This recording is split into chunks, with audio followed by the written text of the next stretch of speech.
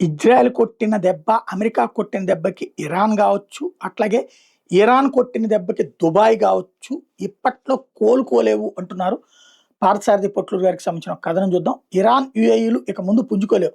Iran, United Arab Emirates ఈ 2 దేశాలు కోలుకోవడానికి ఒక దశాబ్దం పడుతుంది. ఇరాన్, చైనా, రష్యాలు గల్ఫ్ దేశాలని వాళ్ళ దేశాధినేతలను సూడో యూదులుగా పేర్కొంటూ ఇజ్రాయెల్, అమెరికాలకు బానిసలుగా అభివర్ణిస్తున్నాయి. అయితే పెట్రో డాలర్ ఒప్పంద గడువు ముగిసిన ఒప్పందాన్ని తిరిగి రెన్యువల్ చేయలేదు సౌదీ రాజు. ఇంకోవైపు బ్రిక్స్ దేశాలు డాలర్ని వాడడం తగ్గించేశాయి. గల్ఫ్ దేశాలను దెబ్బతీయాలి, లేకపోతే అమెరికా మనుగడ కష్టమవుతుంది. చాలా ముందు చూపుతో జెఫ్రీ ఇప్స్టీన్ రంగంలోకి దించారు. ఎవరి జెఫ్రీ ఇప్స్టీన్ ఇది అని ఖచ్చితమైనటువంటి సమాచారం ఎవరూ చెప్పలేరు. అమెరికా చెప్పే వివరాలు కానీ గూగుల్లో దొరికే సమాచారం కానీ అంతా బూటకం. ఎలాంటి విద్యార్హతలు లేకుండా ఒక హై స్కూల్కి ప్రిన్సిపల్గా పనిచేశాడు. ఇది నిజం. ఒక స్కూల్ ప్రిన్సిపాల్కి మిలియన్ల కొద్ది డాలర్లు ఎలా వచ్చాయో తెలియదు. పెద్ద పెద్ద పారిశ్రామికవేత్తలు ఖరీదైన విందులు ఇచ్చేవాడు. మైనర్ బాలికలను ఎరగా వేసి పరపతి పెంచుకున్నాడు. కానీ ఎప్స్టీన్ పనిచేసిన స్కూల్కి చెందిన బాలికలను ఎరగా వేసి పరపతి పెంచుకున్నట్టుగా కొద్దిపాటి సమాచారం మాత్రం వెలుగులోకి వచ్చాయి. కానీ కోర్టులో చెల్లుబాటు అయ్యే విధంగా మాత్రం లేవు. కరేబియన్ సముద్రంలో 78 ఎకరాల్లో విస్తరించిన చిన్న ఐలాండ్ను కొన్నాడు జెఫ్రీ ఎప్స్టీన్. దాన్ని ఎప్స్టీన్ ఐలాండ్ అని పేరు పెట్టారు. కానీ యునైటెడ్ స్టేట్స్ వర్జిన్ ఐలాండ్స్లో భాగంగా ఎప్స్టీన్ ఐలాండ్ ఉంది. ఈ ఎప్స్టీన్ ఐలాండ్ దగ్గరికి వెళ్ళాలంటే అమెరికన్ నేవీ కోస్ట్ గార్డ్ కన్ను గప్పి వెళ్లాల్సి ఉంటుంది. ఒక యూట్యూబర్ కోస్ట్ గార్డ్ కన్ను గప్పి వెళ్ళిన ఎప్స్టీన్ ఐలాండ్లో ప్రైవేట్ సెక్యూరిటీ గార్డ్స్ గన్స్ పట్టుకుని కాపలా కాస్తూ కనబడేసరికి పారిపోయి బ్రతికిపోయాడు. టార్గెట్ గల్ఫ్ మక్కాలోని కాబా మీద ఉంచే పవిత్ర వస్త్రం కిస్వాని ఎప్స్టీన్ ఐలాండ్లో తన నివాసంలో తివాచీగా వాడాడు జెఫ్రీ ఎప్స్టీన్. ఎప్స్టీన్ ఫైల్స్లో ఫోటోలతో సహా బయటకు వచ్చే ఆధారాలు. ఇంతకీ మక్కాలోని కాబా మీద ఉంచే వస్త్రం ఎప్స్టీన్కి ఐలాండ్కి ఎలా చేరింది? కాబా కోసం కిస్వాని నల్ల పట్టు దారంతో నేస్తారు. నల్ల పట్టు దారంతో వస్త్రం నేసిన తర్వాత దాని మీద బంగారం, వెండి జరీతో ఎంబ్రాయిడరీ చేస్తారు. ఈ ప్రక్రియ అంతా మక్కాలోనే చేతితో చేస్తారు. ఎంబ్రాయిడరీ చేసేటప్పుడు ఖురాన్లోని సూక్తుని పొందుపరుస్తారు. సో కిస్వా అనేది ముస్లిమ్స్కి పవిత్ర వస్త్రం. ప్రతి సంవత్సరం హజ్ సందర్భంగా కొత్త కిస్వాని వేస్తారు. పాద్దాన్ని ముక్కలు చేసి హజ్ సందర్భంగా వచ్చిన ప్రముఖులకు ఇస్తారు. సుల్తాన్ అహ్మద్ బిన్ సులయం అనే పారిశ్రామికవేత్త కిస్వాని మక్కా నుండి దుబాయ్ తీసుకొచ్చాడు. సుల్తాన్ అహ్మద్ బిన్ సులయన్ అనే పేరు ప్రపంచ లాజిస్టిక్స్ రంగంలో 10% వాటా కలిగి ఉన్న డీపీ వరల్డ్కి యజమాని. డీపీ వరల్డ్ అనేది యుఏఈ కేంద్రంగా ప్రపంచవ్యాప్తంగా ఫోర్స్ ఇన్ఫ్రాస్ట్రక్చర్ రంగంలో పెట్టుబడులు ఉన్నాయి. రోడ్డు, సముద్రం, ఎయిర్ రవాణా రంగంలో పెట్టుబడులు ఉన్నాయి. సుల్తాన్ అహ్మద్ బిన్ సులయంకి అధిపతి కాబట్టి, డీపీ వరల్డ్కి అధిపతి కాబట్టి, లాజిస్టిక్స్ అనేది ఎలా పనిచేస్తుందో తెలుసు కాబట్టి మక్కా నుండి దుబాయ్కి, అక్కడ నుండి అమెరికాకి, అక్కడ నుండి ఎప్స్టీన్ ఐలాండ్కి చేర్చాడు కిస్వాని మక్కా నుండి ఎప్స్టీన్ ఐలాండ్కి ఎలా చేర్చింది? ఈమెయిల్స్లో స్పష్టంగా ఉంది. జెఫ్రీ ఎప్స్టీన్కి డీపీ వరల్డ్ యజమాని సుల్తాన్ అహ్మద్ బిన్ సులయంకి మంచి స్నేహం ఉంది.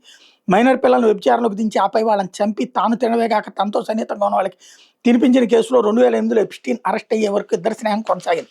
ఎప్స్టీన్ ఫైల్స్ వెలుగులోకి వచ్చాక కిస్వాతో ఎప్స్టీన్, సుల్తాన్ అహ్మద్ బిన్ సులయం ఉన్న ఫోటో కూడా వైరల్ అయింది. కానీ భారత్, పాకిస్తాన్, బంగ్లాదేశ్లో ముస్లిమ్స్ ఎందుకు నిరసన తెలపలేదు? వీధిలోకి వచ్చి విధ్వంసం సృష్టించలేదు ఎందుకు? ఎందుకంటే వీళ్ళకి నిరసన తెలపని ఆదేశాలు ఇచ్చే అదృశ్యశక్తి నుండి ఇంకా పిలుపు రాలేదు.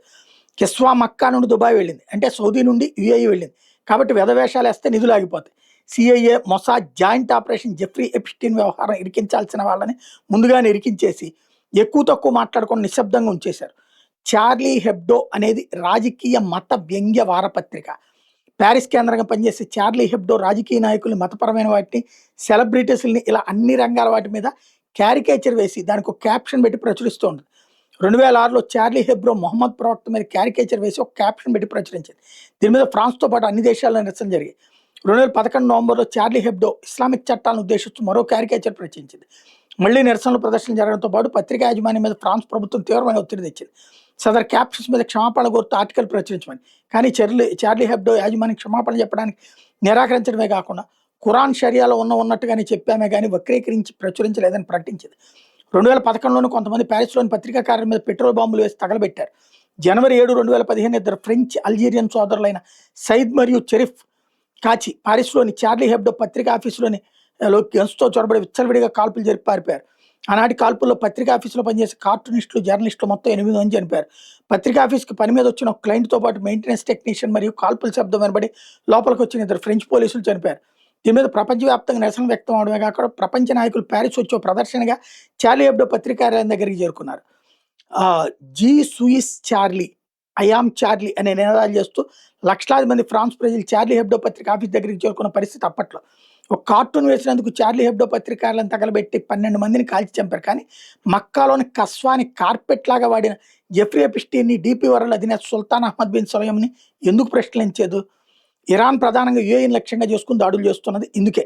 ఇప్పటి వరకు ఇరాన్ సుమారుగా 372 బాలిస్టిక్ క్రూయిజ్ మిసైల్స్ని యూఏఈ మీద ప్రయోగించింది. ఇక కామికాజ్ డ్రోన్స్ అయితే 2000కు పైగా ప్రయోగించింది. దుబాయ్ ఇంటర్నేషనల్ ఎయిర్పోర్ట్ని గత మార్చి నెలలోనే ధ్వంసం చేసింది ఇరాన్.